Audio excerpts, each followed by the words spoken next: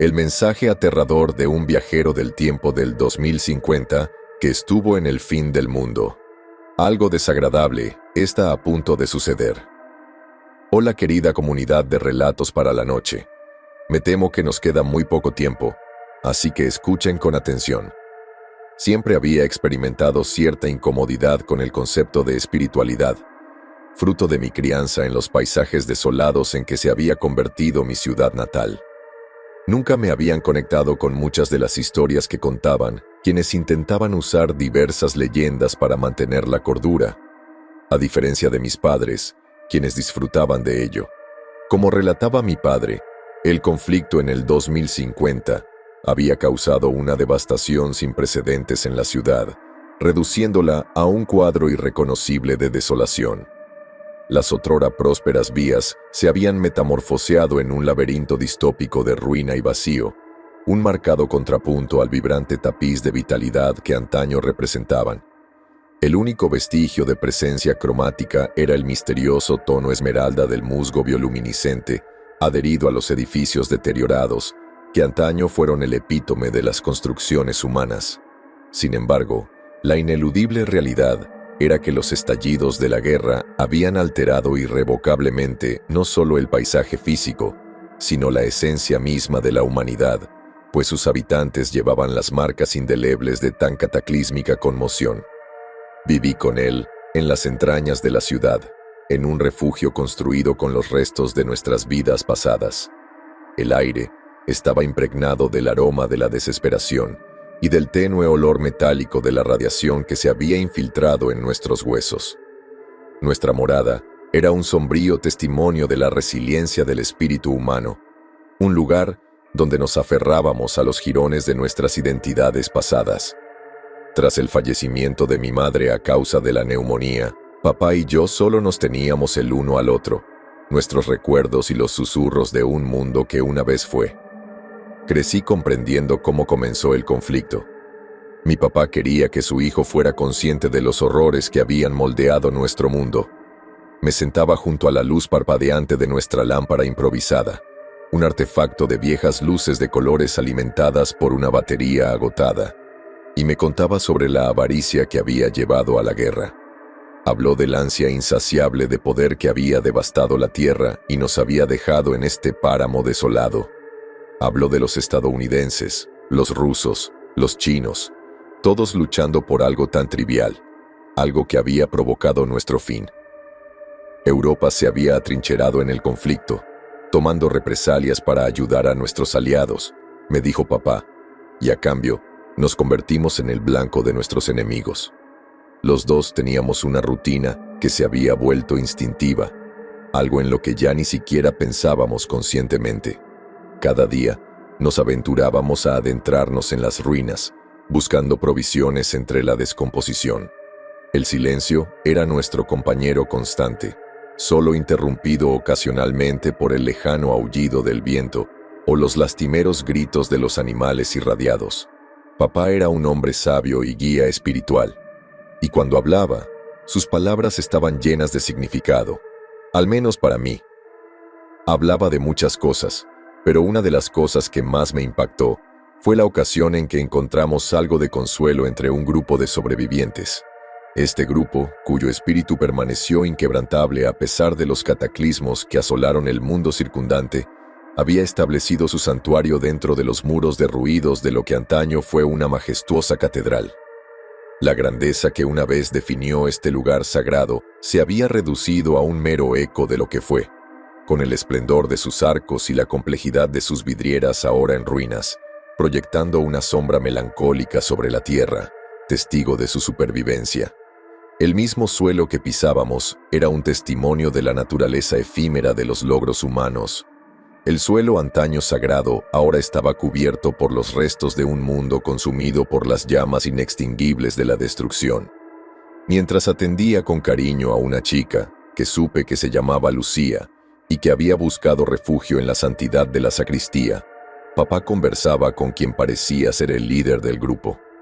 Este hombre tenía un rostro demacrado y ligeramente ojeroso, pero una agudeza en su mirada denotaba un intelecto agudo y una mente afinada por la experiencia. Su aire estaba impregnado de algo que no lograba identificar. ¿Quizás fervor? En ese momento no importaba. Yo tenía mi tarea. La joven, cuyos ojos reflejaban la profundidad de una tristeza indescriptible para su edad. Era mi deber brindarle el consuelo que tanto necesitaba. Mientras le aplicaba antiséptico y vendajes en las piernas cortadas y le susurraba palabras tranquilizadoras, me di cuenta de que no podía evitar sentir una profunda sensación de aislamiento ante la conversación que se desarrollaba entre papá y el líder de esta comunidad improvisada. Los tonos apagados de su conversación impregnaban el aire, con una urgencia palpable, aunque no estuviera al tanto de las palabras exactas que intercambiaban. ¿Estás bien?, dijo Lucía con voz débil y temblorosa, sentada frente a mí en su cama improvisada de mantas harapientas y almohadas polvorientas.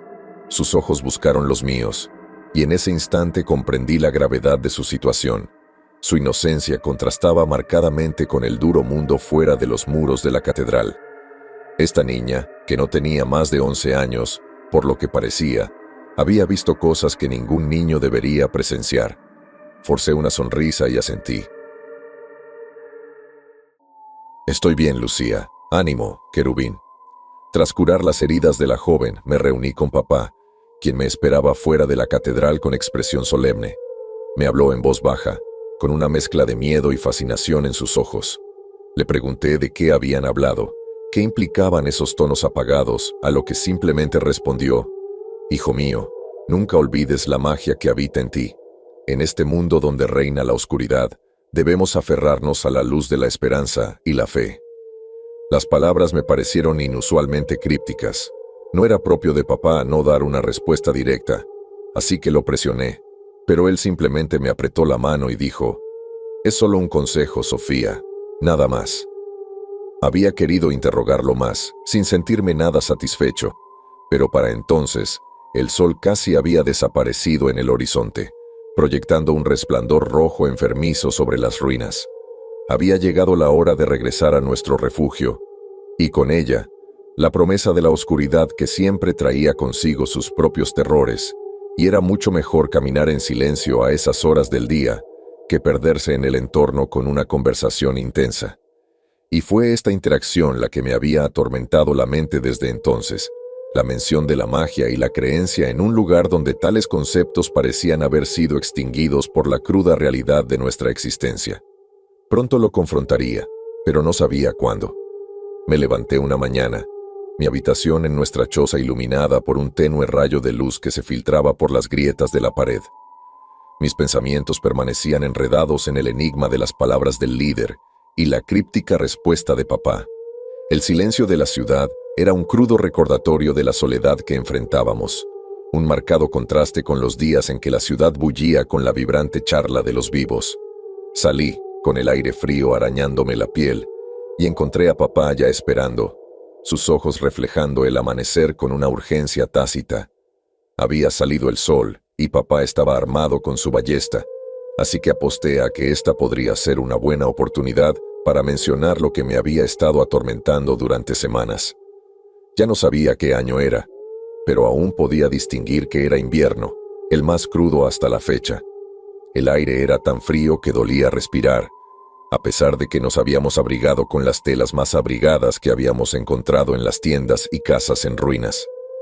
La ciudad estaba inquietantemente silenciosa, salvo por el estruendo ocasional de algo inidentificable en la distancia. Papá me había dicho ayer que creía que era principios de enero, el 4, lo que significaba que hoy era el 5, si no le equivocó. Dijo que lo sabía por cómo los animales habían empezado a salir de sus escondites. Nunca antes le habían importado tanto las fechas, pero algo había cambiado en él desde nuestra visita a la catedral. Sus ojos tenían una nueva chispa, una esperanza que había estado ausente desde que falleció mamá. La extrañaba. Mientras caminábamos penosamente por las calles, pensé en la mejor manera de abordar el tema sin alarmarlo. Finalmente, al acercarnos al límite de nuestra zona designada para recoger basura, me armé de valor para preguntar: «Papá, ¿a qué te referías cuando hablaste de la magia y la creencia en la catedral?». La mirada de papá permaneció fija en el horizonte, apretando ligeramente la ballesta. Se detuvo un momento antes de responder, con el aliento vaho en el aire gélido. Hijo, el mundo en el que vivimos es un lugar duro, pero a veces la fe puede ser una fuerza poderosa, incluso más que las armas que empuñamos. Papá, por favor, deja de ser tan vago. ¿De qué estás hablando? Zrenia, supliqué con una mezcla de frustración y miedo en mi voz. Sus palabras crípticas me habían estado carcomiendo, y la tensión en su lenguaje corporal solo sirvió para aumentar mi inquietud. Entonces se giró hacia mí, con una determinación que no había visto en mucho tiempo en sus ojos. «Sabes de los Reyes Magos, ¿verdad?», asentí, recordando los cuentos de mi infancia. Los Reyes Magos vienen el 6 de enero con San Nicolás a dejar regalos para los niños. Pero papá, no entiendo. ¿Qué tiene que ver una historia tonta con...? Levantó una mano para silenciarme. No es ninguna tontería, hijo mío. En estos tiempos difíciles, la gente necesita algo a lo que aferrarse, algo en lo que creer. El grupo de la catedral ha distorsionado esa creencia en algo más. Creen que si seguimos sus rituales y hacemos ofrendas, los reyes y San Nicolás nos protegerán de los horrores del exterior. Me burlé un poco, apretando la mochila con más fuerza. ¿De verdad no te lo crees? La sola idea me parecía absurda. En un mundo donde la supervivencia era una batalla diaria, ¿cómo podía alguien creer en el mito de antiguos reyes y un santo?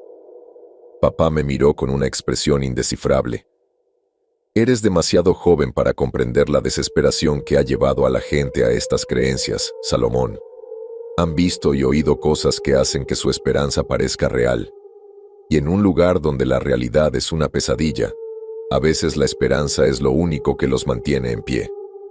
Fruncí el ceño. ¿De verdad mi padre estaba considerando esa idea? No me gustaba cómo me infantilizaba en este tipo de conversaciones, aunque tuviera razón. Papá, no podemos recurrir a cuentos de hadas, protesté. El frío de sus palabras se metió en los huesos. Suspiró profundamente, sin apartar la mirada del horizonte desolado. No se trata de cuentos de hadas, Salomón. Se trata del poder de la fe. Creen en algo más grande que esta destrucción, algo que podría traer la salvación. Y he estado pensando, estamos pasando apuros aquí. Tal vez sea hora de unirnos a ellos. Mi corazón dio un vuelco. ¿Y si todo es mentira? ¿Y si no lo es? Swingó, girándose para mirarme. Sus ojos buscaron los míos. La esperanza en ellos era inconfundible. ¿Y si hay una posibilidad, por pequeña que sea, de que sea real, de que puedan protegernos? Lo miré con incredulidad. El hombre que conocía, el hombre que me había enseñado a confiar en la lógica y la razón por encima de todo, hablaba de fe y magia. Papá, hemos sobrevivido solos durante tanto tiempo. ¿Por qué deberíamos empezar a creer en esto ahora? Me tomó la mano. La suya temblaba levemente. Porque, mi hijo, la esperanza es el arma más poderosa que nos queda. Y si unirnos a ellos nos da una pizca de esa esperanza, entonces estoy dispuesto a intentarlo. Hice una pausa, jugando con un mechón de mi cabello negro, notando cómo mi aliento se hacía visible frente a mí en el frío. Papá, se trata de mamá.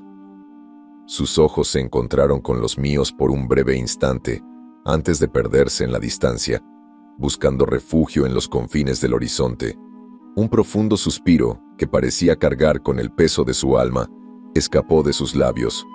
Las arrugas de su rostro, marcadas por años de trabajo y los estragos del tiempo, se profundizaron al revelar una faceta de vulnerabilidad que solo había vislumbrado en momentos de soledad. Sí, querida, concedió con una tristeza que pareció llenar el aire de emoción. En parte se trata de ella. Hizo una pausa, dejando que el silencio nos envolviera como un manto de dolor no expresado. El mundo se ha transformado desde que nos dejó, continuó, con la voz apenas un susurro mientras lidiaba con el dolor que yacía bajo la superficie. Y me encuentro en un lugar donde la esperanza es un bien que busco desesperadamente recuperar. La idea de que ella pueda estar en paz en algún lugar, de que pueda haber una existencia más allá de esta para ella, para todos nosotros, Es una posibilidad a la que no puedo evitar aferrarme. La gravedad de sus palabras me abrumaba, y sentí el peso de su dolor como una fuerza tangible que me oprimía el pecho.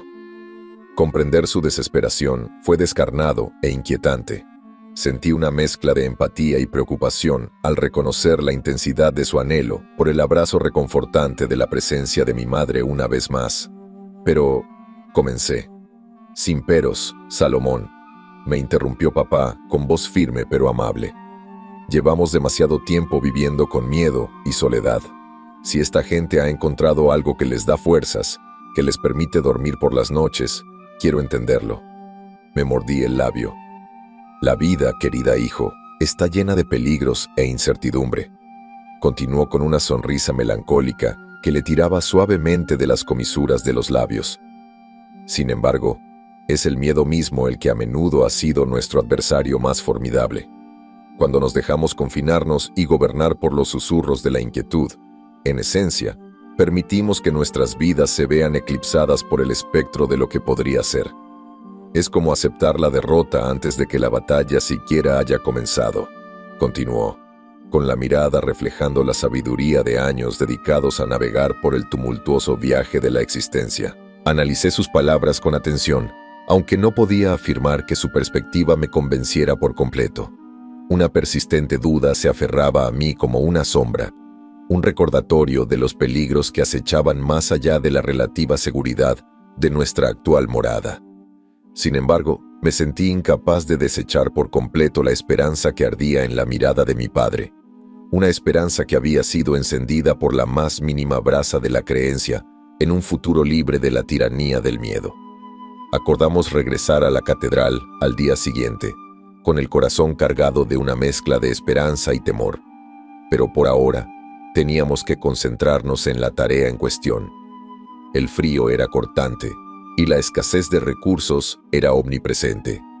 Seguimos buscando, pero mi mente estaba en otra parte, absorbida por las enigmáticas palabras del líder de la catedral y la inquietante perspectiva de confiar nuestro destino a antiguos mitos.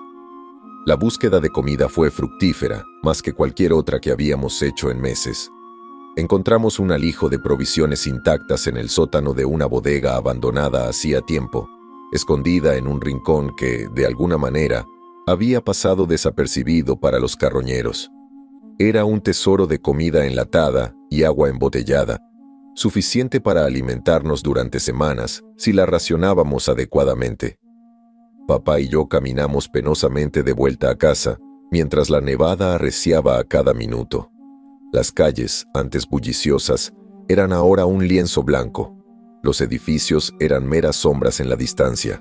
El silencio era tan profundo que resultaba inquietante. Solo lo rompía de vez en cuando el ruido de algo que se escabullía entre las ruinas. Un crudo recordatorio de las criaturas mutantes que se habían apoderado de nuestro mundo. No habíamos podido llevarnos todo de la bodega, así que hicimos planes para volver tan pronto como pudiéramos.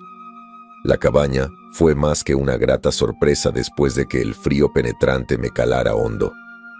Papá y yo trabajamos incansablemente para organizar el botín recién encontrado, y el calor de la chimenea nos reconfortó mientras desempacábamos nuestro botín.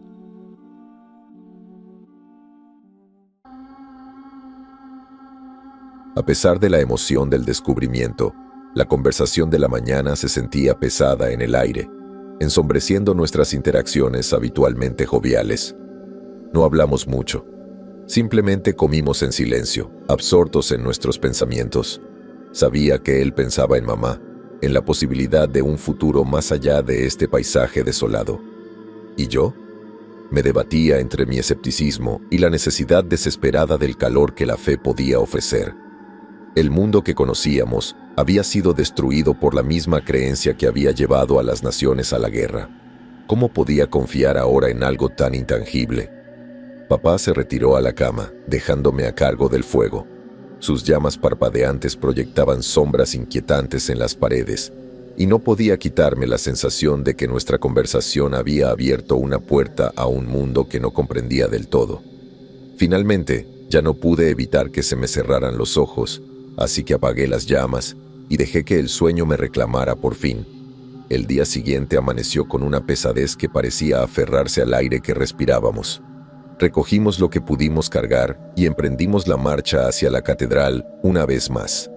El camino que habíamos recorrido apenas unos días antes se nos hacía inquietantemente familiar. El silencio de la ciudad solo se veía interrumpido por el crujido de la nieve bajo nuestras botas y alguna que otra ráfaga de viento que la recorría como un lamento lastimero. Me había dado cuenta de que papá no había traído un arma, y cuando le pregunté por ella, mencionó que era un gesto de buena voluntad hacia la gente con la que intentábamos congraciarnos. No hice tal cosa, pues aún no estaba del todo convencido de este plan, aunque no se lo dije a papá. Probablemente lo desaprobaría. El lugar era diferente a la última vez que lo visitamos, más animado y lleno de expectación. Los supervivientes habían erigido altares improvisados alrededor de la catedral, adornados con lo poco que habían rescatado de los escombros de sus vidas pasadas. Había velas hechas con crayones viejos, luces centelleantes de adornos navideños recuperados e incluso algunas muñecas de plástico que habían sobrevivido al paso del tiempo. Era a la vez conmovedor y escalofriante, un testimonio de la capacidad del espíritu humano para buscar la belleza en los momentos más sombríos. Salomón, Pedro, bienvenidos. Nos saludó el líder, Alejandro, con una sonrisa que no llegó a sus ojos. Su mirada se posó en nuestras provisiones antes de hacerse a un lado para dejarnos entrar. Llegaron en el momento perfecto. Se acerca la noche de la llegada de los Reyes Magos. Esta noche preparamos nuestras ofrendas. Quería hablar contigo de eso, Alejandro, dijo papá con voz firme. Quizás queramos unirnos a ti. Nos gustaría entender a qué te dedicas. Alejandro asintió solemnemente, con la mirada fija en las provisiones que habíamos traído. Bien, dijo, porque hay mucho que aprender, y falta poco para la noche de Reyes.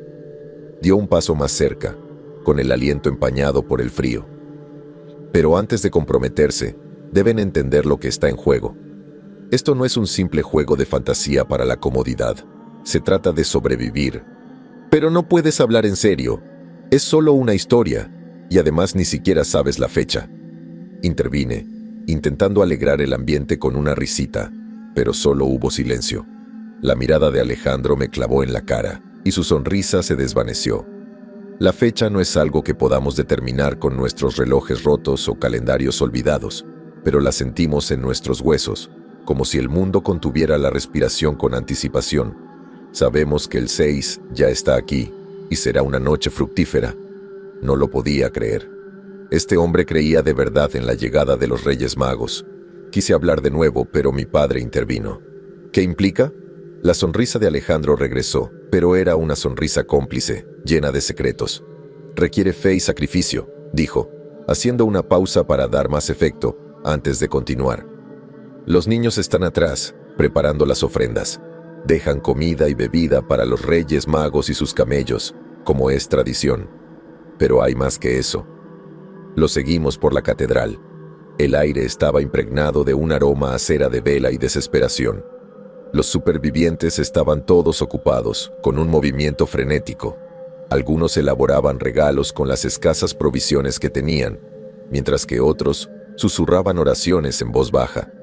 El ambiente estaba cargado de una energía a la vez reconfortante e inquietante. Para apaciguar a los reyes, e incluso al propio San Nicolás, debemos ofrecer no solo cosas materiales, sino a nosotros mismos. Verán, somos impuros, como adultos, estamos manchados por los pecados del mundo anterior. Las únicas almas puras que quedan son los niños, dijo Alejandro, con una serenidad tan inquietante como el silencio fuera de los muros de la catedral. Me mordí el labio, sin querer oír ni una palabra más. Sabía exactamente a dónde iba esto. Lo empujé, con el eco de mis botas en el vasto vacío de la catedral, hacia la parte de atrás, donde estaban reunidos los niños. Eran todos tan pequeños, con los ojos abiertos de esperanza y miedo, las caras manchadas de tierra y lágrimas. La navaja en el bolsillo de mi abrigo estaba ahí por si la necesitaba, pero no quería agravar la situación a menos que fuera necesario. y tampoco quería asustar a los niños. Entre ellos, noté a la chica que me había conquistado la primera vez que la visitamos, Lucía. Me miró con una mezcla de curiosidad y miedo. Vi en sus ojos que me reconocía. «Escucha, no puedes quedarte aquí. Esta gente quiere abandonarte», exclamé, lleno de emoción. Fue un impulso, pero no podía soportar ni un segundo más dándole vueltas a sus delirios. Lucía me miró con los ojos abiertos, confundida, y susurró: «No lo entiendes, Salomón. No son solo cuentos. Son los guardianes del nuevo mundo, los que traerán la paz». Negué con la cabeza y tiré de ella con fuerza. «No puedes quedarte». Sus ojos buscaron los míos, llenos de una mezcla de confusión y tristeza. «¿Pero por qué no?», Zrenia susurró. «Nos protegerán. Saben lo que necesitamos». «¿A qué viene tanto alboroto?». Papá y Alejandro nos alcanzaron, sus pasos pesados en el suelo de piedra. Los demás adultos habían hecho una pausa en sus preparativos, mirándonos con una mezcla de curiosidad y sospecha. «Papá, quieren dejar a los niños solos». Los ojos de papá se abrieron de par en par, sorprendido. «¿De qué estás hablando?». Alejandro intervino con tono tranquilo pero firme. «Salomón, es un malentendido. Los niños son los más puros entre nosotros, son quienes recibirán las bendiciones de los Reyes Magos. Sus ofrendas son esenciales para nuestra supervivencia». Alcé la voz, provocando un silencio nervioso en los demás niños. «No pueden dejarlos aquí solos». Mis palabras resonaron por toda la catedral, rebotando en los antiguos muros de piedra. La sonrisa de Alejandro permaneció intacta. «No se trata de dejarlos solos, sino de ofrecerlos a la protección de los magos». Su tono era tranquilizador, pero sus palabras me provocaron un escalofrío. Los adultos deben purificarse mediante sacrificios para expiar los pecados del viejo mundo. Mi papá también empezaba a comprender. «¿Quieres decir que se quedarán en paz una vez que expíes?». «Sí», respondió Alejandro asintiendo. «Su pureza es nuestro escudo. Con ellos como faro, los Reyes Magos y su líder, San Nicolás, mirarán al resto del mundo con misericordia». «¿Pero por qué este ritual? ¿Por qué no Dios?». «Component placement», dije, con desesperación en mis palabras mientras me aferraba al brazo de Lucía. «Esto es una locura». La sonrisa de Alejandro permaneció firme. «Dios nos ha abandonado. No, es la inocencia de los niños la que tiene la clave, y en esta época del año es cuando su pureza es más fuerte. Los dejamos como ofrendas a los Reyes Magos y a San Nicolás, para demostrar nuestra fe y nuestra disposición a empezar de nuevo». Lo miré horrorizado, apretando cada vez más a Lucía. «Estás loco», susurré con voz temblorosa. «Esto no es fe. Es simplemente cruel». Mi papá asintió, aparentemente convencido por fin del sentido común. El anhelo por mi madre no le había nublado del todo el juicio. «Salomón tiene razón», dijo con firmeza. «No podemos sacrificar todo nuestro futuro por una esperanza que probablemente sea solo un cuento de hadas. Deja que los niños se vayan con sus familias, Alejandro». El líder entrecerró los ojos y su sonrisa se desvaneció. «No comprendes la gravedad de nuestra situación», insistió. «El mundo exterior es un páramo. Necesitamos la protección de los magos. Nuestro camino es el único camino». «No, no lo es. Vamos, Lucía», dije con firmeza. Alejandro suspiró y silbó, señalando las sombras al borde de la habitación. 2 hombres corpulentos emergieron, con la mirada desprovista de emoción. «Lo siento, pero deben entender que nuestra fe no se puede cuestionar. Conténganlos». Papá y yo forcejeamos, e intenté sacar el cuchillo del fondo de mi bolsillo, pero ni siquiera logré meter la mano. Eran engañosamente rápidos, y no éramos rivales para su fuerza bruta. Nos ataron las muñecas con una cuerda tosca y nos empujaron a un rincón. La piedra áspera me mordía la espalda. Condujeron a los niños a una habitación lateral, fuera de nuestra vista. «¡Suéltenlos!», grité, intentando zafarme de las cuerdas, con lágrimas corriendo por mis mejillas. «Son inocentes». Nos ignoraron, con los 2 hombres corpulentos vigilándonos, mientras todos retomaban sus preparativos. Alejandro nos había dejado allí. Su anterior calidez había sido reemplazada por una fría determinación que me dio escalofríos. Las velas parpadeaban, proyectando sombras inquietantes en los rostros de los adultos, que se movían por la catedral con una urgencia y un propósito que me eran completamente ajenos. Miré a papá. Su expresión era una mezcla tormentosa de ira, miedo y arrepentimiento. «Lo siento», murmuró. «No lo sabía. Solo quería encontrar la manera de seguir adelante». «No es tu culpa, papá», susurré, con la voz temblorosa por el miedo. Comprender lo que esta gente planeaba era insoportable. La sala era un torbellino de actividad, adultos moviéndose con un fervor fascinante y aterrador a la vez. Las horas transcurrían lentamente.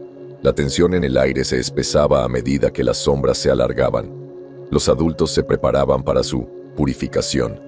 Vestían túnicas andrajosas, cosidas con lo que parecían símbolos y patrones aleatorios. Sus ojos brillaban de locura, con una mezcla de esperanza y locura.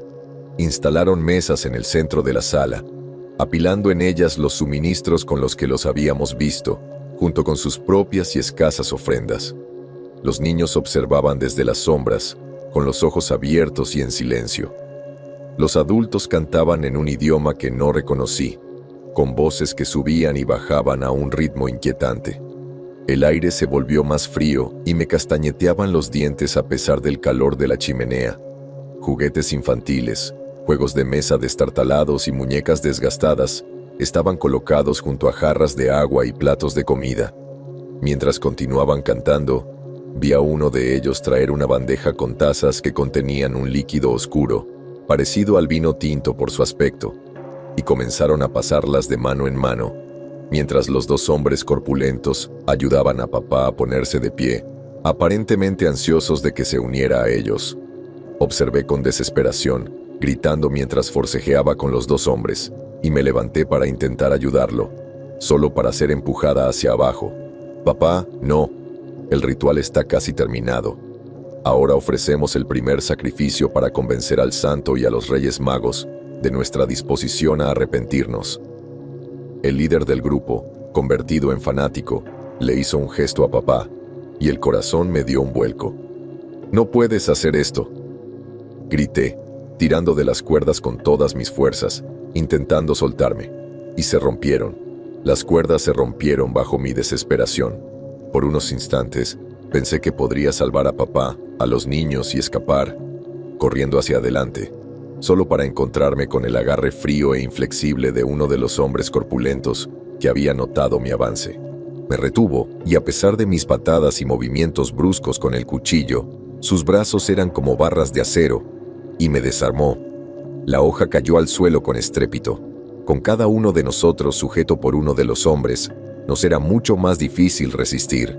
Y miré a mi padre, esperando ver resolución en sus ojos, una chispa que me indicara que tenía un plan de escape. En cambio, su mirada estaba baja, derrotada. Era mamá otra vez, lo sabía.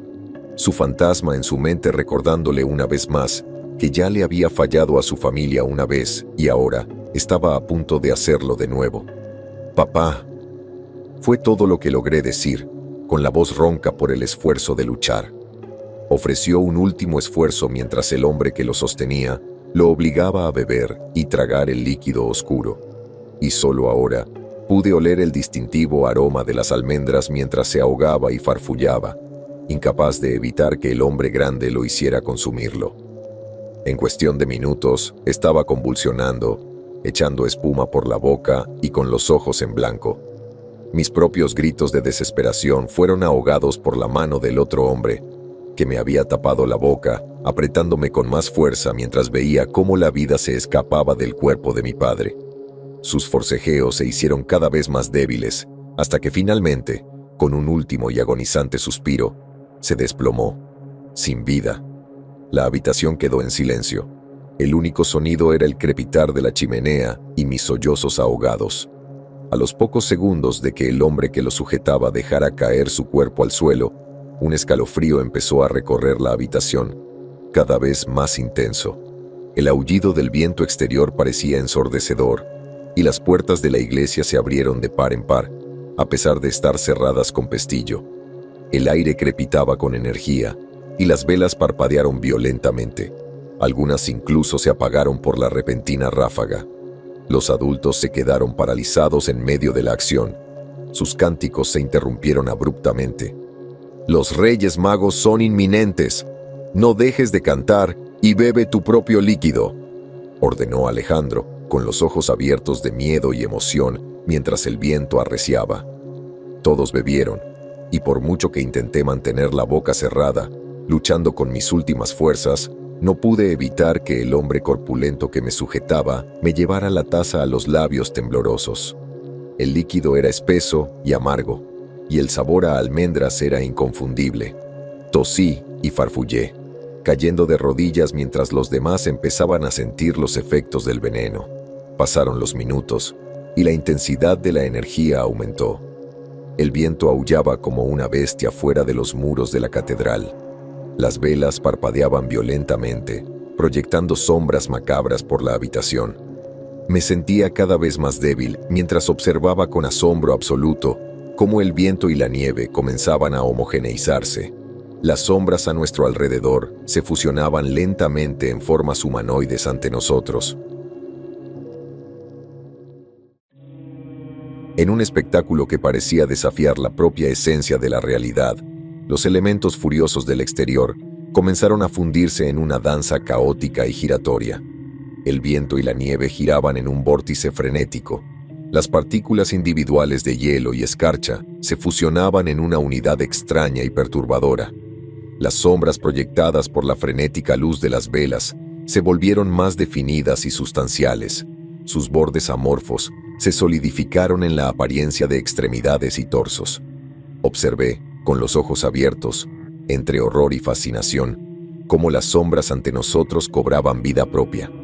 Crecían y se retorcían, extendiéndose con dedos sombríos que parecían llamarnos hacia el abismo de oscuridad del que habían emergido.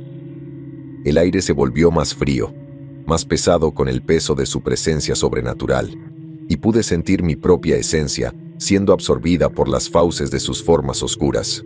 La transformación fue gradual, pero inexorable, como si la propia trama de la noche estuviera tejiendo a estas criaturas oscuras. Las sombras se hicieron más altas, más densas, y sus formas se transformaron en los inconfundibles contornos de figuras humanoides. Estas figuras se movían con un propósito a la vez hipnótico y aterrador. Nos rodeaban lentamente. Sus formas se transformaban al absorber su poder del viento tempestuoso y el frío penetrante de la noche invernal. Cada paso que daban me estremecía, un testimonio silencioso de su indescriptible poder. Su atuendo era majestuoso y resplandeciente, adornado con la finura de una época pasada. Tenían el rostro inconfundible de los Reyes Magos de la tradición bíblica. Su majestuosa presencia era palpable a pesar de las terribles circunstancias que nos habían traído hasta aquí. Y allí, al frente de esta asamblea espectral, se alzaba una figura cuya identidad me resultaba tan clara como si la hubiera iluminado el mismísimo sol. Incluso en mi agonía, lo reconocí sin duda. Era San Nicolás, el venerado santo patrón de los niños. Sin embargo, allí estaba, una presencia imponente, casi aterradora, con los ojos encendidos por una energía que parecía trascender los límites de nuestro mundo. Y fue entonces, mientras empezaba a echar espuma por la boca, con la cabeza contra el suelo, que comprendí por qué exigían un sacrificio, por qué los niños debían ser perdonados. Éramos el viejo mundo, los adultos, manchados por los pecados del pasado. Los niños, ellos eran el futuro, puros e inmaculados por los horrores que nos habían azotado. Los Reyes Magos y el Santo estaban aquí para reclamar el nuevo mundo. Gorgoteé. Mi cuerpo me fallaba, y mis ojos se posaron en mi papá y el resto de los adultos, que yacían muertos o moribundos a mi alrededor. Los dos hombres que nos sujetaban también se habían desplomado, sus cuerpos aún en la piedra. Los niños estarían a salvo, pensé, mientras respiraba por última vez, observando cómo las figuras espectrales empezaban a guiarlos hacia donde estaban, haciéndoles señas con una gracia delicada que parecía incongruente con el caos que nos rodeaba. Miraron las figuras sin vida de sus padres, con la confusión y el miedo grabados en sus rostros juveniles, pero no resistieron la llamada de los Reyes Magos. De pronto se abrió un pequeño portal y escribí este relato para que lo contaras en tu canal, con la esperanza de que más personas supieran de esto. El nuevo mundo sería diferente para ellos. Estaría bien.